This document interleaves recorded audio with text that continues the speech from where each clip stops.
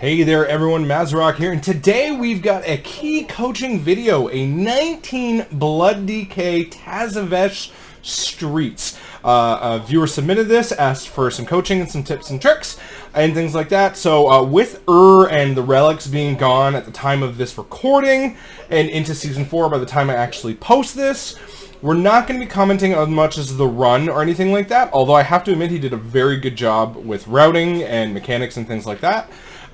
And, you know, obviously the woe and, you know, what you can do with those we're not going to discuss because we got the Shrouded Affix as of yesterday.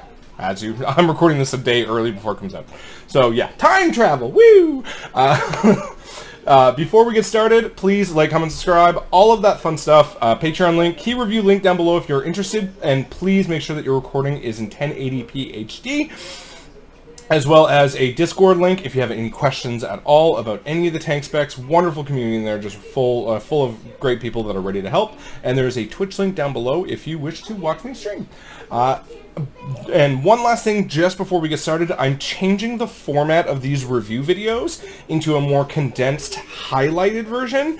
If you guys like this better than the old version, please let me know. I'm probably going to be putting up like some sort of poll on the YouTube channel itself on which one you guys like better. If you guys like watching the full run while I do the commentary on the full run with no cuts and no edits, or if you prefer a more highlighted, broken down version. So this will kind of be my test video for that. So yeah, sorry. Kind of is what it is, but that's what it's gonna have to, that's what we're gonna go with now.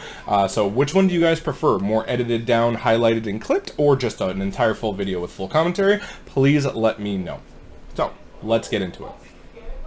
All right, as I had said in before the intro, this tank rolled the defensives very, very well. They were very good with mechanics and were pretty good with placement of all of the mobs. There was no major wipes, a couple of deaths here and there, but most of those could be attributed to bad placement on DPS parts and things like that, and not the tank's fault. That being said, there is some things that should be changed within the rotation and things like that, and we'll kind of go over, and these are some common problems that I see with a lot of Blood Death Knights, especially in today's meta, because there's two different versions of kind of how you have to play Blood DK, you know, going forward and things like that. Number one is Dancing Rune Weapon. On the first pull, this tank opted to not use Dancing Rune Weapon, which they really, really should. Okay, and combined with that, I'm seeing Shackle the Unworthy being popped right at the start. So, and this is kind of a common thing that I see with a lot of people picking up Blood Death Knight this tier, is they hit Dancing Rune Weapon, they hit Shackle, and they start spreading your Shackle. Now, the way that you want to work this, especially as you get into higher keys, is you need your Dancing Rune Weapon to last as long as possible. So what you do is you pop Dancing Rune Weapon, hit Blood Boil, get your Death and Decay down if it's procced, all those little things that you kind of need to set up while you're using Heart Strike. So you have to interweave this, right? With putting a little bit of Blood Boil, making sure you have threat, but using Heart Strikes and spending runes until you start getting low on runes, then pop your Shackle and then continue a Heart Strike spam. That way, as you deplete your runes, the spread of Shackle is going to replenish. Yeah, I was about to say repleting. No, replenish your runes, giving you a full amount again. And by the time Shackle's done spreading, you can still continue hitting Heart Strike to deplete your runes back to the 2 or 3 that you kind of need to manage. And what I see is a lot of people pop Shackle with full runes, and what all you're doing there is you're missing out on a ton of free runes that you can get from the Shackle spread by doing this, right?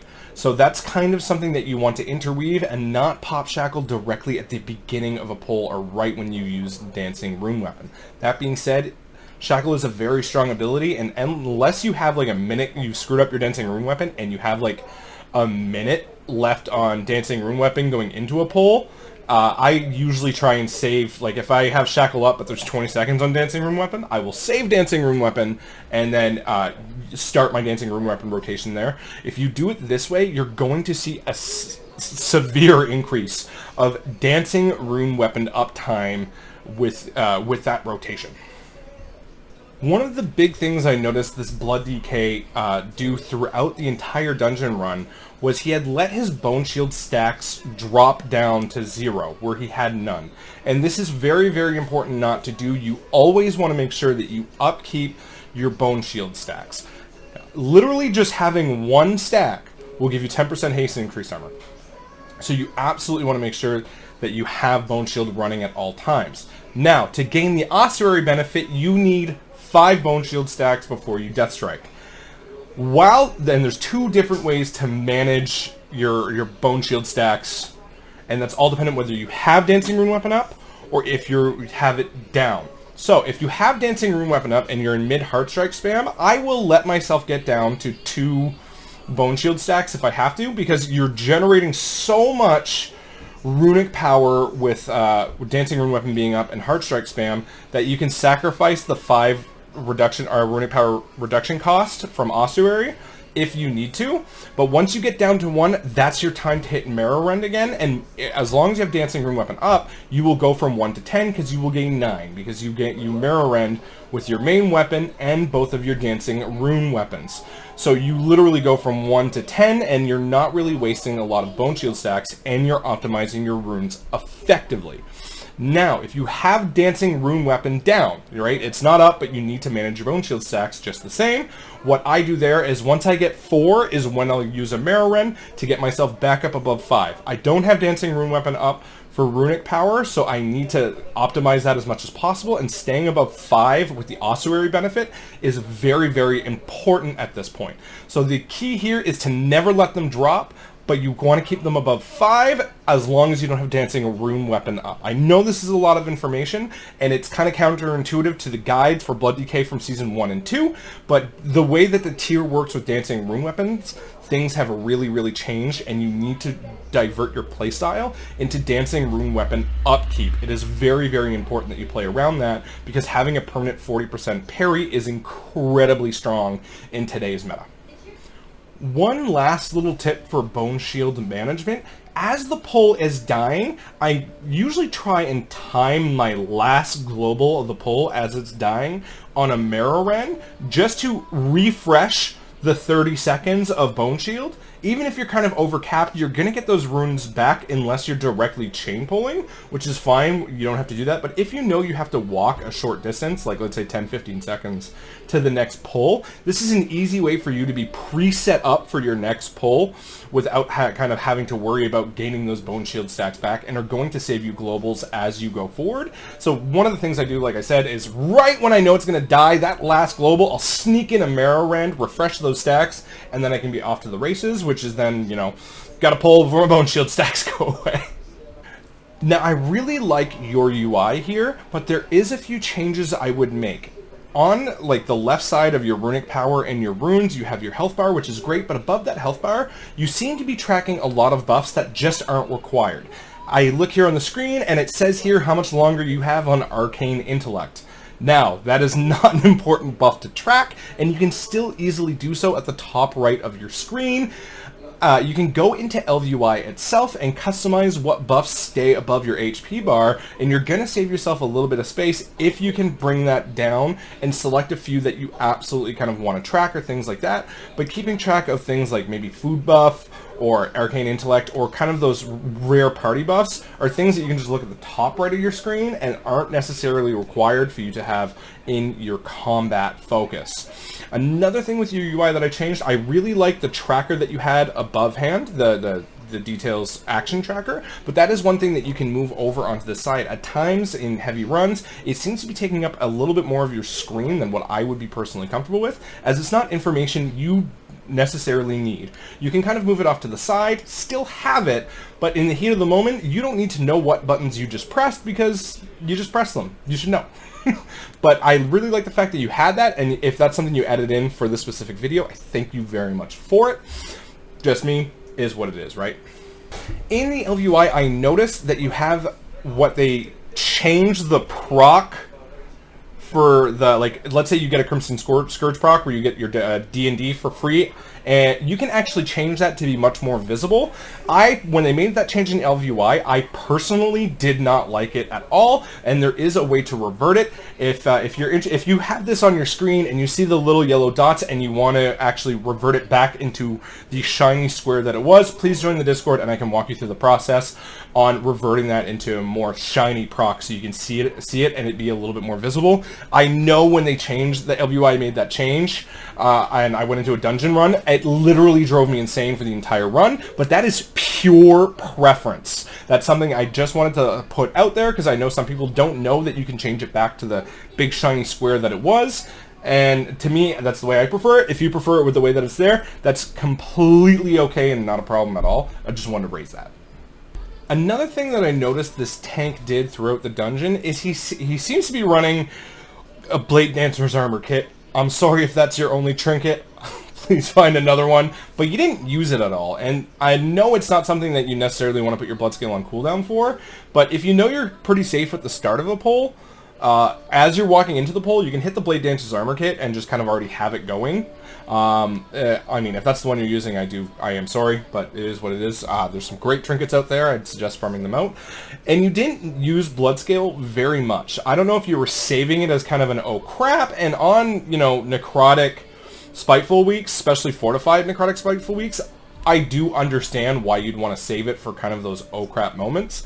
But at the same time, you were definitely working very, very well within your means. You were kiting off the necrotics, and you were doing very, very well at that. And you were sitting on blood scale a little bit too long. Don't be afraid to use it. I like using it at the start of a pull because it gains that little bit of instant threat, right? If you hit Blood Boil and Blood Spatter Scale at the same time, now of course Blood Spatter Scale is going to be pretty much I'm not going to say useless, but it's going to lose a lot of its value in this current season. But those kind of like instant damage trinkets are really good for gaining some snap threat at the start of a pull.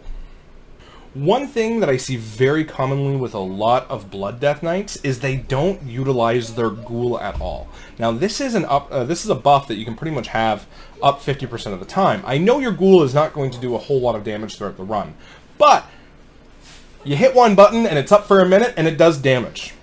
Why not press it, right? And if you are in a lot of trouble and you might have screwed up your rotation a little bit and you don't have quite enough runic power for Death Strike, you can get some instant healing by popping your ghoul. And in fact, you can get a weak aura that will tell you when your ghoul is on its last 10 seconds, so you can optimize because it does do some damage as it explodes, and it's actually not a terrible amount of damage. So what you can do is pop your ghoul, and if you were in combat when your ghoul is about to expire, you can just hit Corpse Exploder, and boom, it does a little bit of healing, and it does a little bit of extra damage. But that's just a little tip, kind of how to min-max and get a little bit more out of your rotation for not a whole lot more button pressing, right?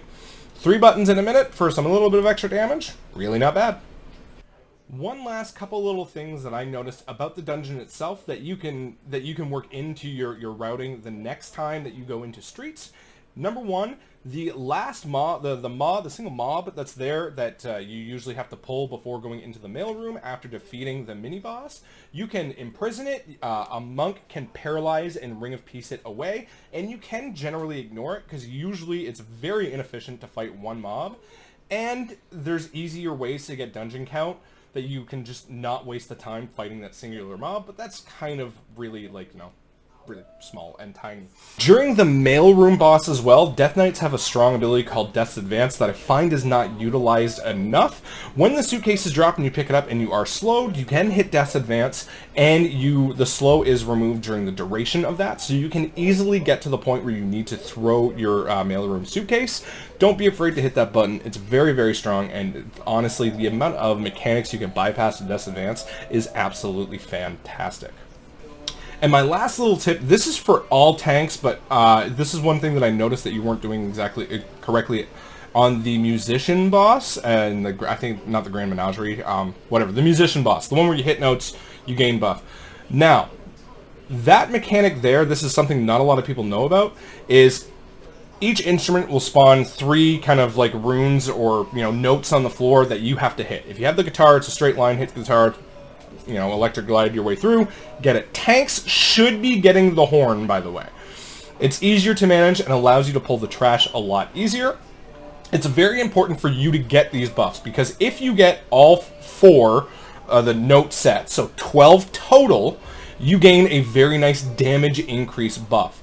Now, what I do with the tanks, with my tanks on this one, is I will use a short ground play CD, Ring of Peace, Death and Decay, whatever have you not, and after I get the 3rd set of notes, I will place it, if you are facing the drum kit with your back to the crowd, On the right, Ravager works for this or whatever. I will place it on the ground. So as the trash appears after the fourth note goes away, you'll immediately have a small amount of threat. Now, I'm not saying you're going to have full threat on this, but having done some damage to them before your DPS just start blasting away with the, like, I think it's a 40% damage buff with the notes, you're going to have a lot easier time for threat that way. I'll pop my Death and Decay there as a Blood Death Knight, and it's immediate. They're a little bit slowed, some threat. I have a little bit more control, but that's an easy way that you can do it.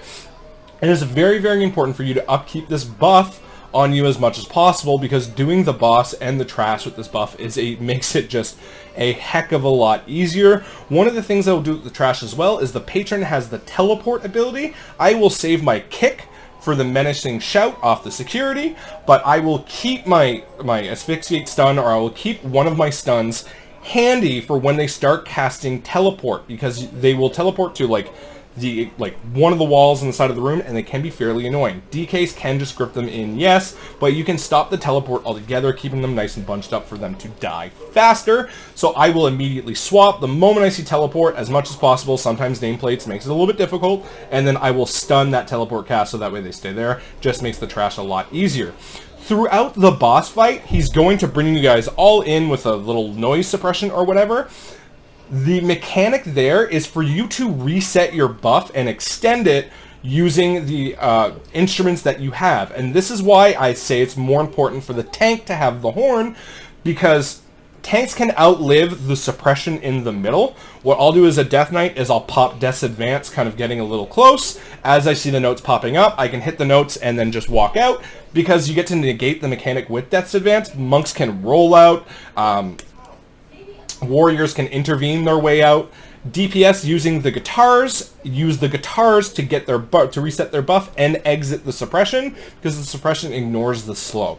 But as a tank, if you do screw up, you can hit anti-magic shell at offensive. Usually until you get into super high keys, it's not going to kill you in a 19 or 20, because you're pretty well geared and can just live it. But if you're afraid, you can pop like anti-magic shell or a light defensive and room tap, and you'll be fine. But resetting that buff to make the fight go faster is absolutely imperative for the success of your key, and that's where the fight can drag on a lot, is if you let that, if you let that buff drop, it's tuned around you having it for the full fight. So thank you very much for submitting this key.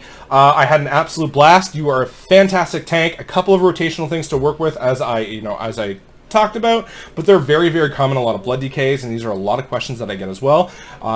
Dude, I hope you're pushing keys and you're challenging, and I hope this coaching was helpful for you. Thank you very much, and I have to say, it takes just courage to put yourself out there on the internet to be critiqued and coached, and I thank you so much for it. I hope you guys are enjoying season 4. Have yourselves a good day, and thank you very much for your time. Bye.